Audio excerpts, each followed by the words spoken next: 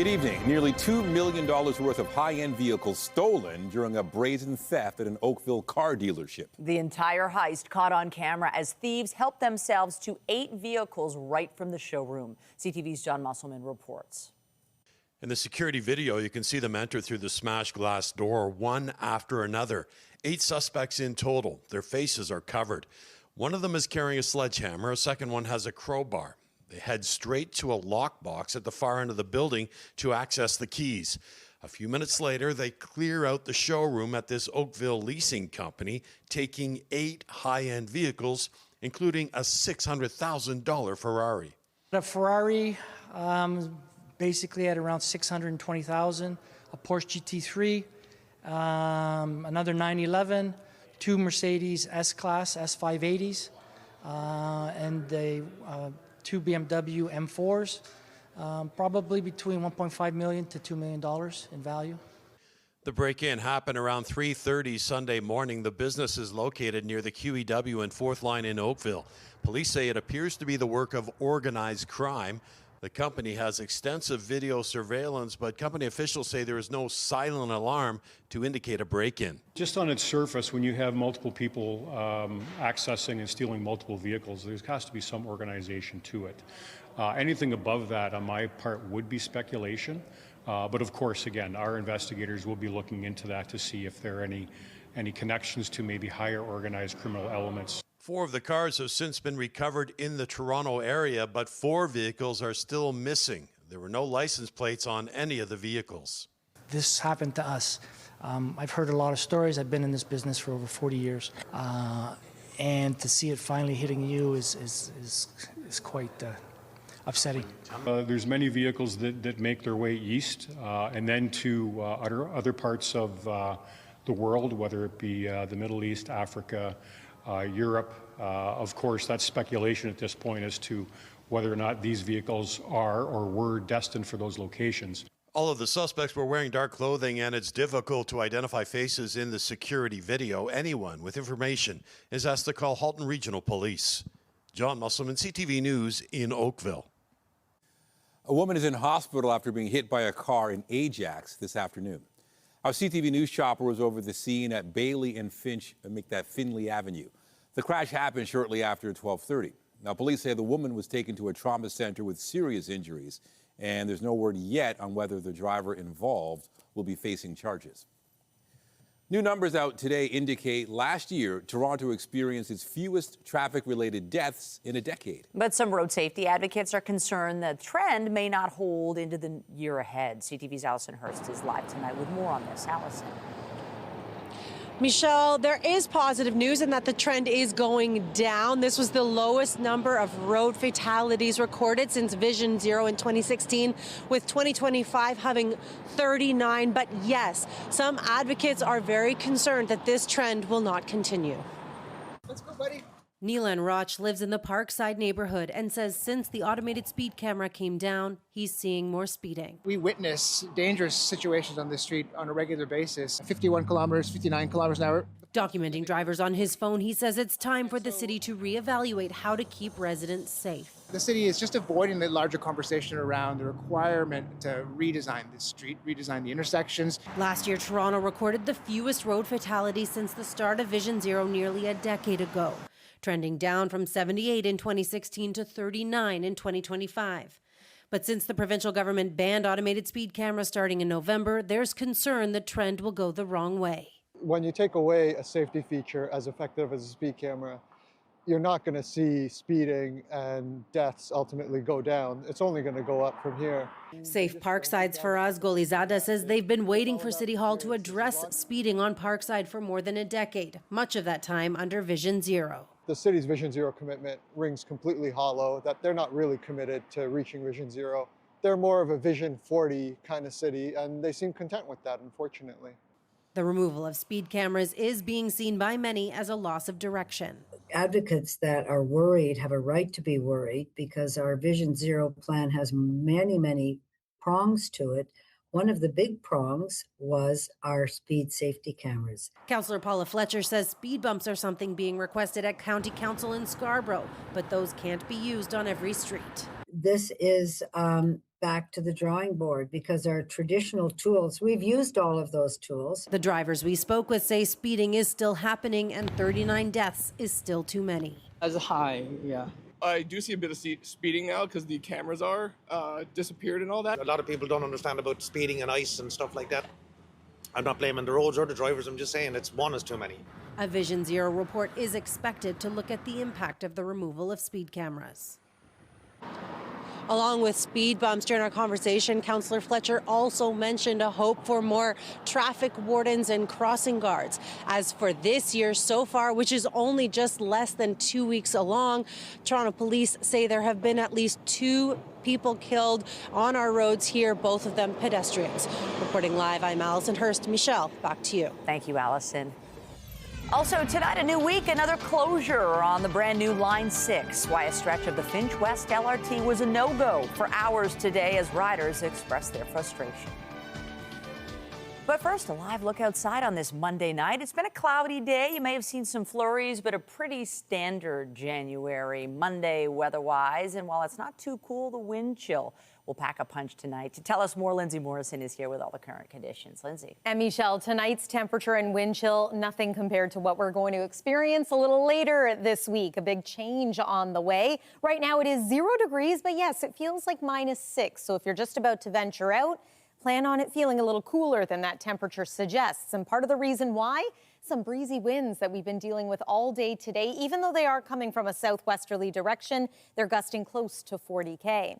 We've got some snow around Georgian Bay and to the east of it. Chance of flurries for us tonight here in the GTA, mainly for the evening hours, less so for the overnight. -1 for the low tonight. But yes, a little later this week, the temperature is expected to plummet. We'll show you when coming up with a look at your 7-day forecast ahead.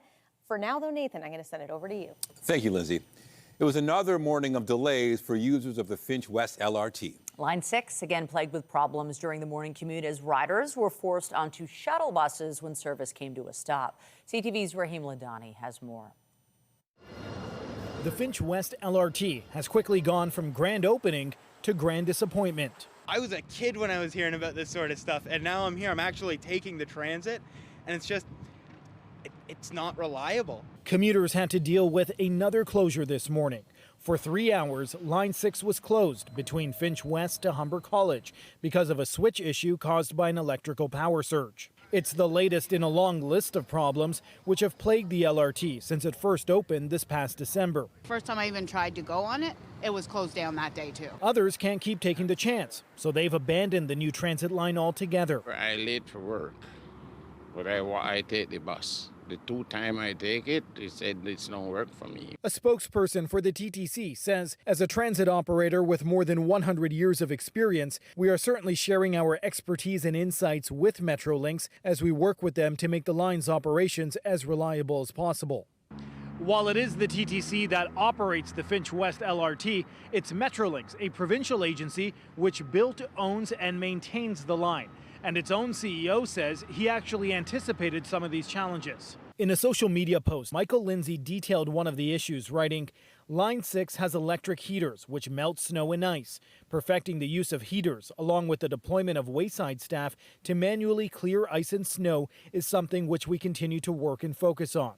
He goes on to say the line operates without any maintenance issues 94% of the time. However, those who rely on the service feel differently. Another reflection of how disrespected transit riders are by city planning priorities, that it's been such a chaotic rollout. There's no signal priority. It's kind of showing us that we'll make the effort, but not really. As Line 6 works to get on track, transit advocates are concerned that Line 5, the Eglinton Crosstown LRT, will face similar issues because of the public-private partnership. Metrolinx, the TTC, and those private consortiums that built the line, are maintaining the line, are pointing fingers and playing the blame game, while the public is just left with no answers. While the Premier suggests the Eglinton Crosstown could open in February, it will be up to the TTC to ultimately determine when passenger service can start. Raheem Ladani, CTV News. And a major transit project is underway in Oshawa. Simcoe Street is now closed to traffic for what's expected to be the next 2 years as work gets underway on the Lakeshore East GO train extension to Bowmanville. The more than century-old Simcoe Street Bridge over the CN rail tracks will be rebuilt to accommodate passage of GO trains underneath. The rail corridor in the area will also be expanded. Once finished, the Bowmanville extension will add more than 18 kilometers to the Lakeshore East line. He's accused of laundering drug money for the criminal organization connected to international fugitive Ryan Wedding. Today, a Canadian man took the stand at his own bail hearing. At issue, a money trail of millions of dollars, including cryptocurrency. CTV John Woodward was at the hearing and joins us now with more details. John. Yeah, Nathan, U.S. authorities allege Roland Sokolovsky is a money launderer and a bookkeeper for Ryan Wedding. He says he was just a good poker player and a moderately successful jewelry broker. Prosecutors were skeptical. An Audemars Royal Oak watch like this one, worth upwards of $55,000, and a vacation booked at this hotel in the Bahamas for some $1,500 a night. That was the picture of the lifestyle that emerged during the cross-examination of 37-year-old Roland Sokolovsky, who said he made his money first as a professional poker player, then trading cryptocurrency and jewels. But U.S. authorities say he's the money man behind the sprawling drug trafficking organization connected to Ryan Wedding. The former Olympian turned fugitive, among the most wanted by the FBI, several Canadians arrested late last year. Sokolovsky describing himself as just a moderately successful jeweler, reporting income of $0 in 2024 and only about $100,000 in his company. The Crown disputing that, as U.S. authorities say they tracked almost $30 million in cryptocurrency transactions to and from Sokolovsky's account and tying him to the purchase of this $11 million CLK GTR Roadster. The Crown lawyer told him, "Your numbers don't make sense." "Respectfully, I'd have to disagree," he replied. The lawyer also asked why he didn't declare his cryptocurrency dealings as income. "None of this you declared to the Canadian government." He replied, "I thought it was the same as gambling, not subject to Canadian taxes." Some of the jewels allegedly used as payment for a hitman, though his lawyer claimed he's not a flight risk and should be released until an extradition hearing. The bail hearing will continue tomorrow with more testimony from potential sureties, though we can't tell you who. That's because the judge overseeing this case has decided there is a potential threat to those sureties from the people out there who may still be working for Ryan Wedding. Reporting live, I'm John Woodward. Michelle, back to you. Thank you, John. 4 years to the day she was last seen alive. Ontario Provincial Police are appealing for information on the abduction of Elnaz Hajtamiri. Hajtamiri was 37 years old when 3 suspects allegedly abducted her from a home in Wasaga Beach. Police believe Hajtamiri was killed, but her body has never been recovered. Investigators have identified ties to the GTA, Timmins, Quebec, and Dubai. They're asking for help from the public in hopes of locating Hajtamiri's remains and advancing this case. Hajtamiri's ex-boyfriend, 38-year-old Mohammed Lilo, will stand trial for first-degree murder this spring. Several others have also been arrested in her disappearance. Another arrest has been made in the $20 million gold heist at Pearson Airport after a suspect landed at the airport this morning. Peel police say 43-year-old Arsalan Chaudhry was taken into custody as he got off a plane from Dubai. He's facing several charges, including theft. The gold heist in April of 2023 is considered the largest in Canadian history. About 400 kilograms of gold, equivalent to 6,600 bars, was taken, along with $2.5 million in cash. Police had said less than $100,000 worth of gold has been recovered. Charges have been laid against 10 people in the case, and 2 suspects remain outstanding. Anyone with information is asked to contact police. There are allegations of financial mismanagement at a Scarborough food bank, allegations that operators of that food bank strongly deny. But it's enough for the Daily Bread Food Bank to withdraw its support. As CTV's Beth McDonnell reports, both organizations say they will continue to support those in need. Suman Roy says he started Feed Scarborough during the pandemic, and the need at his food bank took off. From day one, our vision has been a hunger-free, resilient Scarborough. He says between 2021 and 2023, he received hundreds of thousands of dollars in funding grants from the Daily Bread Food Bank. Money now under the scrutiny of a police probe. I can guarantee and say proudly standing here right now that not even 1 penny of the Daily Bread's funds were ever used for non-charitable purposes. And the investigation will bring that up. The Daily Bread Food Bank tells CTV News it's aware of serious allegations involving Suman Roy, the misuse of funds and concerning governance practices at Feed Scarborough. The The organization says it was prohibited from completing its audit, which is in violation of all donor agreements it has with Feed Scarborough. When Daily Bread saw something, we said something, and so it's incredibly disappointing. Toronto Police confirm its financial crimes unit is investigating after a report was filed in November. Roy says he was unaware of the police looking into the allegations until recently and says so far they haven't reached out. We have no idea what they need, but one guarantee that I can give anybody and everybody, they will have 100% full, transparent cooperation. There is no question about it because we have nothing to hide. Roy denies all of the allegations. The Daily Bread Food Bank says it has made the decision to end its partnership with Feed Scarborough as of January 31st. It also plans to improve service with another organization with 2 new food banks already running and 2 more on the way. We have that firm commitment to the community that, no matter what the volume is of individuals relying on the food bank, that we are going to be there for them. Roy says he's disappointed the allegations have been made public and was hoping an audit would have cleared them up. But for now, plans to continue helping support those in need in Scarborough. Beth McDonnell, CTV News. Coming up, she traveled to Costa Rica for cosmetic surgery and nearly died. An Ontario woman is now warning others after a horrific ordeal left her with permanent life-altering injuries. But first, 4 out of 5 Canadians say they've been scammed, adding to the widespread belief that crime is up across the country. But does the perception of increased criminal activity match the actual data? CTV's Adrian Gabriel has a look at the stats. From brazen smash and grab jewelry store robberies across the Greater Toronto Area to jarring shootings linked to South Asian organized crime in Surrey, BC, video of violent acts across the country are in part stoking fears and shaking the confidence of Canadians. Exceedingly alarming videos of people breaking into jewelry stores with sledgehammers and liquor store grabs, etc. That fuels the fear in people. But the reality is, it's not as bad as they think. These new numbers from Angus Reid are providing a fresh snapshot of public perceptions, with a growing number of people suggesting that crime has been increasing in their communities. Multiple major crime categories are down in some of Canada's largest cities. In Ottawa, both homicides and shootings have decreased year over year. 2025 marked the fewest homicides in Calgary in the last decade. Assaults and robberies were down in Vancouver last year when compared to 2024. Perception versus reality are often 2 different things, but what's really important here is that people don't feel safe. And what the latest data shows is that people feel they're at a higher risk of being on the receiving end of a violent crime. Those public feelings may have been formed over time, regardless of what year-end data actually shows. In 2022, auto thefts were at record highs.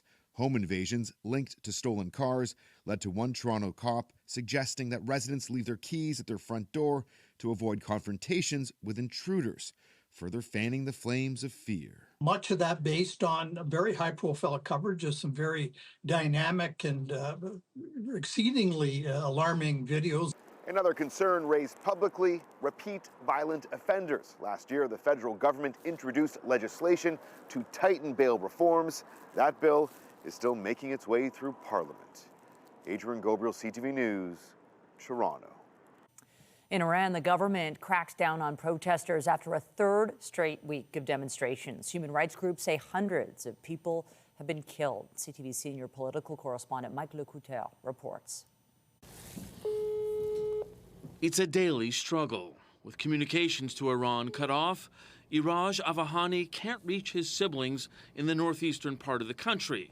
Even more concerning, his nieces and nephews have gone missing. You cannot imagine what's going on, and if the phone, they said, okay, he's dead or he's in the jail. We hope he's in the jail.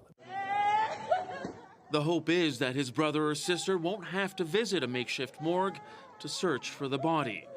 U.S.-based rights group Hrana says it has verified the death of more than 500 protesters. The repression the regime is using to quell the dissent, to basically stop people from standing up for their basic rights. The repression we're seeing is increasing every year, and I think we're at a breaking point. Monday, state TV aired footage showing massive crowds at pro-government rallies right across the country. Iranian authorities are accusing both Israel and the U.S. of having a direct role in the political unrest. Iran's foreign minister says his country is ready for talks with the U.S., but is also fully prepared for war. Trump's spokesperson says he's ready to talk while keeping military options on the table. What you're hearing publicly from the Iranian regime is quite differently from the messages the administration is receiving privately, and I think the president has an interest in exploring those messages. Meanwhile, back in Ottawa, members of the Iranian-Canadian community can do little but send support. And all they asking for freedom to choose to how to live, how to wear, what to eat, and what they do in their life. Prime Minister Mark Carney has condemned the killing of protesters and urged Iran to allow for freedom of expression and peaceful assembly without fear of reprisal. Mike Lecouteur, CTV News, Ottawa. The head of NATO says there is no crisis within the alliance amid ongoing threats by the United States to acquire Greenland. We are really working together here. And my only worry is, how do we stay safe against the Russians, against any other adversary? Look at what China is doing in rapidly building up its own armed forces, but also North Koreans and others who might wish us ill, and not well at least. And therefore, that's my role, and I think we will get there. So no crisis whatsoever? No, not at all, and I think we are really working in the right direction here. Greenland says it will increase efforts to ensure Arctic defense takes place with the support of NATO and rejects Donald Trump's ambition to take over the island. The U.S. president has said America needs Greenland for security reasons. The major changes underway in Venezuela were the focus of a meeting today between the Pope and the country's opposition leader. Maria Corina Machado asked the pontiff to press Caracas to release political prisoners. Pope Leo has called for the protection of human rights, but says Venezuela should remain an independent country after the capture of its president by American forces. The 2025 Nobel Peace Prize winner is scheduled to meet with U.S. President Donald Trump at the White House on Thursday. Canadian astronaut Jeremy Hansen now has a better idea of when he might be going to the moon. The London, Ontario native is one of 4 astronauts who will make the first crewed mission of the Artemis program and the first journey to the moon by astronauts since 1972. Hansen and his colleagues will travel around the moon before returning to Earth over a 10-day stretch. Today, NASA released possible liftoff dates for the Artemis 2 mission. Several launch windows about 2 hours in length have been identified, beginning February 6th until the end of April. One of the world's most active volcanoes is putting on a show again. Lava was visible inside the Kilauea volcano on the Big Island of Hawaii late last night and into early this morning. It's the central feature of Hawaii Volcanoes National Park. The crater that formed when the Kilauea collapsed is nearly 3 miles long and 2 miles wide now and has an area of more than 4 square miles. The volcano has experienced on and off eruptions since late 2024. Still to come on CTV News, paying tribute to a top fan. How a member of the Toronto Maple Leafs and shoppers at a downtown grocery store are remembering a man who touched all their lives. And I'm Pat Foran. Coming up on Consumer Alert, as we start another year, many consumers are feeling financial pressures when it comes to housing, groceries, and other day-to-day expenses. A new survey finds many people are frustrated and anxious about the rising cost of living. I'll have the details. That's just ahead. Average temperature this time of year is about -2 degrees. We were above that today near the freezing mark, and we're going to be milder than that tomorrow as well. Here's the thing, though. The temperature is really going to plummet as we make our way Wednesday and overnight into Thursday. We are talking minus double digits. We'll take you through the forecast into next weekend when CTV News returns. Stay with us. When you see it happen, send it to CTV News. Text 10400 from your screen to ours. Text 10400. Many credit card bills are now coming in following the holiday shopping season, and they're arriving at a time when many Canadians are anxious about the economy. A new survey finds many consumers feel the year ahead will be challenging when it comes to paying bills and keeping up with household expenses. Here's Pat Foran and Consumer Alert. Pat.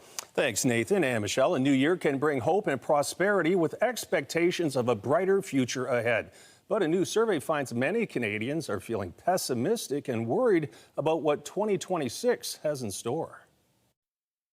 If you're feeling stressed about your finances, you're not alone. Many people are concerned about the rising cost of living heading into the new year. The salary is not sufficient to cover the basic necessity now. I'm barely paycheck to paycheck for years. Not a good place to be, but I think it's pretty common. According to the MNP Canadian Consumer Debt Survey, 71% expect the cost of living to worsen, 59% believe the overall economy will worsen, and 51% believe Canada's relationship with the U.S. will also get worse. There's a lot of negativity and pessimism out there. Whether it's paying your rent or mortgage, shopping for a new car, or buying groceries, the year ahead brings with it mounting financial challenges. For many, it's not one part of the economy, it's all of it. Whether it's interest and inflation, housing, job market, overall economy, the cost of goods. The Credit Counseling Society says one area of growing concern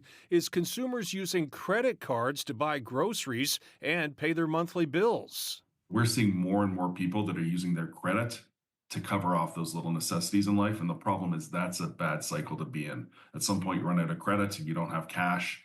What do you do? The survey also found 59% believe housing affordability will deteriorate, and 62% are concerned about rising poverty and inequality. Younger Canadians are feeling the most financial pressure. Many of them have just left school. They have this large student loan debt. They've accumulated credit card debt. They're looking at the cost of housing as they start their financial journey into adulthood, and they do feel stuck. Anyone having trouble paying their bills and getting further into debt is advised to get help. Credit counseling with a debt professional is free, confidential, and can let you know your options before your situation gets worse. And the report also found 41% said they're within $200 of not being able to pay their bills each month. Well, that's a slight improvement from a fall survey. It's still concerning. So many people are living on the financial edge. On your side, I'm Pat Foran. If you have a consumer story idea, email us at alert@ctv.ca. All right, we're in the sort of the middle of the month, and weather-wise seems like average today, normal, nothing going on. I know. I feel like if you zone in on the forecast, there are some milder days this week, some really cold ones. We're getting a little mixed bag. Yeah, and the pendulum is really swinging compared to last week when we climbed to 15 degrees on Friday, you may recall. And now, as we make our way into the middle of this week, a dip in the other direction. Temperatures in the minus double digits as we are waking up on Thursday. And before that, maybe a little bit of active weather in the form of rain or snow because our temperature will be slightly above freezing. Let me show you what it looked like a little earlier today. We had some snow falling in and around Cullen Park. This is the Whitby area, and they were big fluffy flakes that were coming down, making for some slick walking conditions in some cases too. I will say it's been a great season so far, an excellent season already for skiers and snowboarders. In fact, I'm going to begin there with a look at your ski and snowboarding report because there was some concern with those warm temperatures last week that maybe it would impact the hills at various resorts around the province. Not so much the case. Things are looking good if you want to hit the slopes this week. In fact, parts of ski country getting some snow right now. We have a chance of flurries as a result of this through the evening hours tonight here in the GTA, but generally speaking, it is a quiet night. Next system is on its way. This is an Alberta Clipper. It's going to swing through starting tomorrow. We could see, well, we're going to see a pretty dry day for the most part, but in the afternoon, chance of flurries, chance of showers, depending on where you are. Right along the shoreline of Lake Ontario, a little more likely to be some rain showers or some drizzle. That will quickly pass by, but the opportunity for unsettled weather continues overnight into Wednesday morning, and then Wednesday daytime likely to be a little cooler, a little more of a guarantee that we will see flurries as opposed to rain showers. Then Thursday, certainly cold enough for us to get some lake effect snow, thanks in part to some very strong winds off the Great Lakes, driving lake enhancement, and once again, measurable snow for some of those areas, mainly outside of the GTA. So that's the active weather portion of the story. For your forecast this week, let's talk temperature. It's 0 degrees right now at Pearson Airport, but it feels like -6. We're not going to cool down too much farther from here. -1 is the forecast overnight low. Tomorrow's expected high, 3 degrees. We might even make it to 4 late in the evening for a daytime high. Other communities expected to be around 4 degrees as well. So once again, this is pretty mild for this point in January. Just don't get too used to that because, again, overnight and into Thursday, the temperature plummets to -12 for a low. That's the core temperature, not what it's going to feel like with the winds. It's likely to feel much colder than that. -8, that's as warm as it's expected to get all day on Thursday. Hopefully we'll get a little bit of sun to sweeten the deal. And then as we make our way toward next weekend, this is a more normal outlook as far as temperatures are concerned, -2 degrees. The average temperature this time of year. We're just keeping an eye on Saturday and Sunday for the possibility of flurries or maybe even a little bit of measurable snow. That's your look at the weather for now. Nathan, over to you. Thank you, Lindsay. Also tonight, 5 years after the pandemic, binge drinking continues to be higher than pre-COVID levels, but lower overall. New concerns about alcohol consumption in Ontario coming up.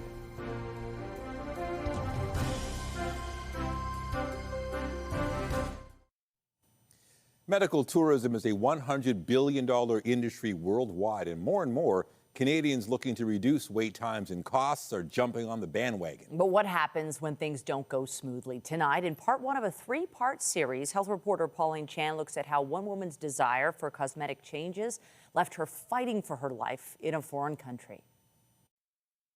She was a 52-year-old business owner and mother of 4 who also had abdominal surgery to remove a massive tumor. My dream was to have a mummy makeover. A tummy tuck and breast lift. But after her medical excursion to Costa Rica last fall, Nicole Grigorov is facing a very different future from what she expected for the new year. So I have to learn how to walk. I had to learn how to use my arms. I have to learn how to do everything. Sepsis resulted in the loss of her fingers and toes, but Nicole was just one of the thousands of Canadians who went overseas last year for medical or cosmetic surgery. The U.S.-based Medical Tourism Association says there's been a 40% jump last year in Canadians going abroad for anything from faster hip replacements to nose jobs. It's estimated that it's 432,000. And that's, data we have from hospitals, governments in some of the destination countries. I just went online and did a ton of research. So I interviewed some doctors in Canada. Canada wasn't out of the question. But in the end, she chose a clinic in Costa Rica. The main driving factor is the cost. The cost of care in those countries is considerably lower. The overhead expense, the time in an operating room, the medications cost less there. The cost for Costa Rica, about $20,000 plus flights. So in Canada, it would have probably been 25% more. But Nicole doesn't recall waking up at the clinic where her surgery was done. Nicole Grigorov spent some 3 weeks in a coma in Costa Rica. Her organs shut down, and when she finally awoke, her next challenge was trying to get back to Canada. Close friend Rod Ponkin stepped in with $85,000 for an air ambulance, and that wasn't the only hurdle. There's a lot of moving parts because the air ambulance, the doctor and their team had to correspond with Niagara doctors, and they had to consult. It was a 2-week wait to secure a hospital bed, with Nicole paying for each day in the Costa Rican hospital. She arrived in Niagara just before Halloween, and a couple of weeks later, she had to have all her fingers and toes amputated. I just want my life back. I want peace in my life. In our next report, we hear from medical experts about how medical tourism is a growing industry and what to be aware of. Pauline Chan, CTV News. The Ford government says it's on track to deliver on its promise to connect every Ontarian with primary care in the next few years. Ontario has already attached over 275,000 new patients to a primary care clinician, putting the province on track to meet or exceed our target of connecting 300,000 new people to care in 2025 and every Ontarian to a primary care provider by 2029. Most of the progress has been for moving people off the Healthcare Connect waitlist. It's a system the Auditor General says is being underutilized. Only 11% of Ontarians without primary care are using it, and few doctors are taking patients off that list. The Minister of Health says there's work to be done to change that, but the opposition is unconvinced. I think this is another example of the Minister of Health and this government gaslighting Ontarians, telling them that, look the other way. It's not us, it's you. If this is actually the solution that Ontario patients have been dreaming about, well, they should act like they have confidence in the process and put some advertising behind it. Actually make sure that the word gets out. The government says there are just under 2 million Ontarians without access to primary care. A new survey from the Centre for Addiction and Mental Health found the level of reported harmful drinking patterns persist in Ontario following the pandemic. We thought that with time, we would see declines in some of these, in that distress, for example, and harmful drinking. We're still experiencing some of those challenges that first became evident during the pandemic. KMA surveyed more than 3,000 Ontario adults. 12% reported symptoms of alcohol dependence. That's down slightly from 2020, but well above the 7% reported pre-pandemic. The survey also found reported binge drinking levels remain stable, while the number of adults reporting frequent mental distress has climbed from more than 16% in 2020 to nearly 19% last year. Researchers couldn't determine the reasons, but say the data highlights the need for more investments in mental health and addiction supports. It was a special night for some Canadians at the Golden Globes in Los Angeles. From Seth Rogen's series on Hollywood itself to the writer of an international phenomenon, there was no shortage of homegrown award winners. Our Andrea Case has more. Seth Rogen! For Vancouver's Seth Rogen, winning Best Actor in a Comedy or Musical at the 83rd Annual Golden Globes was a life-imitating art moment. This is so weird. We just pretended to do this. And now it's happening. His show, The Studio, also won Best Comedy or Musical. Steve Martin, Martin Short especially, I remember growing up watching you guys my whole life thinking one day I'm going to beat them.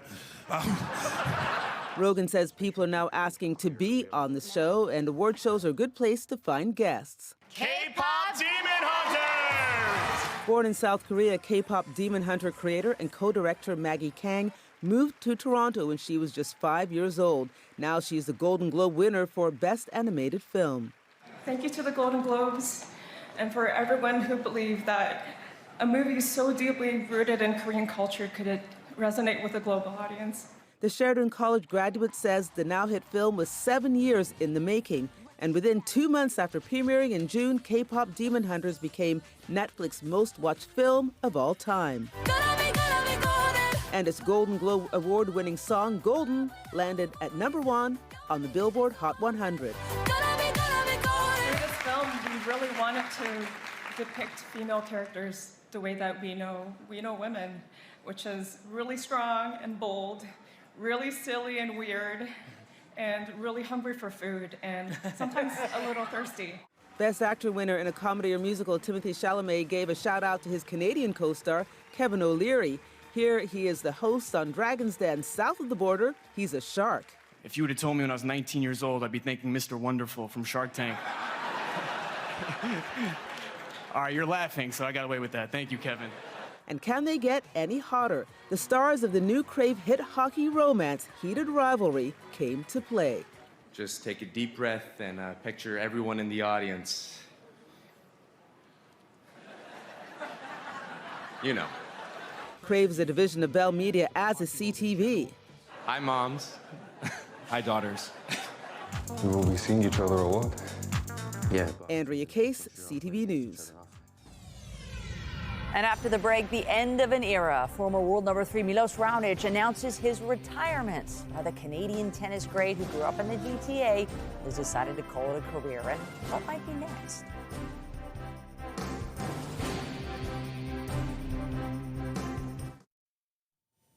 Markets shrugged off the investigation of the chair of the U.S. Federal Reserve, with the S&P 500 ending the day with a record high. B&M Bloomberg's Marilla Fernandez has more. Federal prosecutors are looking at whether Jerome Powell lied to Congress about a renovation of the central bank's headquarters. But the chair says this is really about the independence of his office, which he says faces threats and ongoing pressure. The chair has been a target of the U.S. president for the last year. Bank of Canada Governor Tiff Macklem is offering his full support to Powell. Here are the closing numbers for the day. The Canadian dollar is up to 72.06. West Texas Intermediate is up to 59.32. Western Canadian Select up $1.44 to 44.10. And the TSX gained 261 points today for yet another record close. Those are your business headlines. I'm Marilla Fernandez. The Business Report is brought to you by Canadian Western Bank, the bank built for business.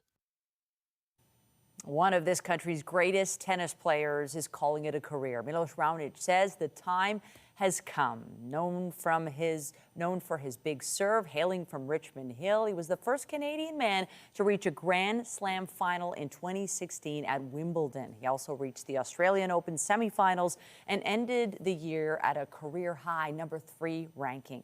Raonic won 8 ATP singles titles after turning professional in 2011. The 35-year-old announced he is retiring in a post on X. It reads in part, "This is a moment you know will come one day, but somehow you never feel ready for it. This is as ready as I will ever be. Tennis has been my love and obsession for most of my life. I have been the luckiest person to get to live out and fulfill my dreams." Raonic didn't say what's next for him, but insisted he won't be slowing down. The Raptors are back on the court tonight against the same team they hosted just 24 hours ago. You see, he intentionally missed the shot. Darko, that's why Scotty was looking back. Scotty Barnes hit a go-ahead free throw with less than a second left in overtime to secure a win over the 76ers.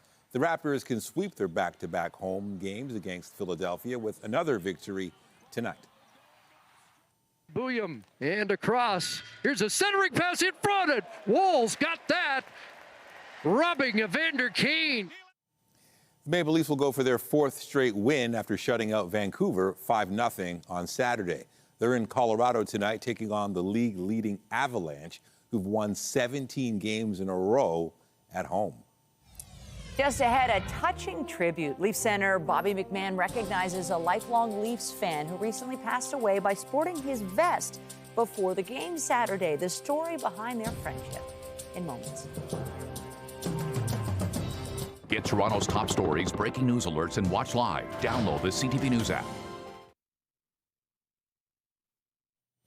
There is a growing memorial tonight inside a downtown grocery store for a staff member named Kevin Wilson, who recently died. Wilson was known by shoppers to be a massive fan of the Toronto Maple Leafs, and this weekend, his favorite player paid tribute to Kevin in a very special way. CTV's Sean Leathong has more. Honoring a person who connected a community, Leafs center Bobby McMahon wearing a safety vest as he arrived at Scotiabank Arena Saturday night. The vest belonged to a lifelong Leafs fan who died tragically just days earlier. Kevin Wilson. He's a cart guy at Loblaws that I would go to all the time. 48-year-old Wilson was in charge of shopping carts inside the Loblaws at Lakeshore and Bathurst downtown. But he specialized in kindness and connection with nearly everyone who walked through the door. Just a really good spirit, really good person. Affected a lot of people positively, I think, when they walked into that place. Inside his place of work, customers are placing flowers, notes, and Maple Leafs memorabilia, as many describe Wilson the same way. Every time somebody came in, he made their day. He spoke to probably every customer that came up the escalator, including children in strollers. He was always smiling from year to year. He had charisma. He had a kind of personality that was outgoing, and you could see the goodness within him. Wilson died suddenly in hospital on January 8th. The cause has not been made public. He'd been working at Loblaws for 5 years, and in that time became a fixture with both customers and co-workers. I have no words because I'm so heartbroken. Like, it devastates me.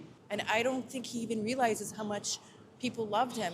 Making every day a little brighter with a little connection, especially with those who love the Leafs.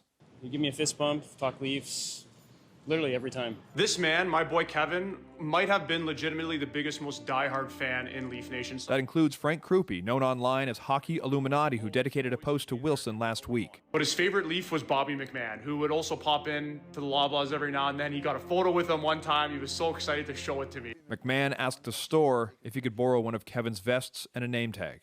Always had positive things to say, so I just wanted to honor him. A GoFundMe page to cover funeral costs has already exceeded $20,000.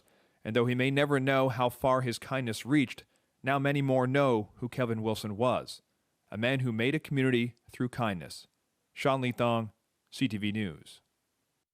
Story. We're going to miss Kevin Wilson, and also shout out to Bobby McMahon. Great story. Oh, the Leafs did such a nice tribute, but also the community. Wow, you could tell he was loved. Yeah, really nice story. Thanks for that, Sean. And we're going to take one more look at the weather tonight. A few flurries out there, mainly for areas like Aurelia and Barrie, less so for the GTA, although there is some snow approaching the Highway 115-35 area. There's one more look at the satellite and radar to show you where that snow is. Just a chance of flurries for us this evening. School day forecast for tomorrow looks like this. Heads up for the afternoon. This is when we have the best chance of maybe a quick passing shower or round of flurries. It is going to be a mild day tomorrow, 3, maybe even 4 degrees for the high, but then cold air returns for Thursday. Michelle and Nathan. Thank you, Lindsay. That's it for us, but be sure to join Omar Sachedina tonight at 11 for CTV National News, followed by Natalie Johnson with our next local newscast at 11:30. Meantime, our coverage continues anytime on CP24 and at ctvnewstoronto.ca. For Lindsay Morrison and the whole team here, thanks for watching and have a great night.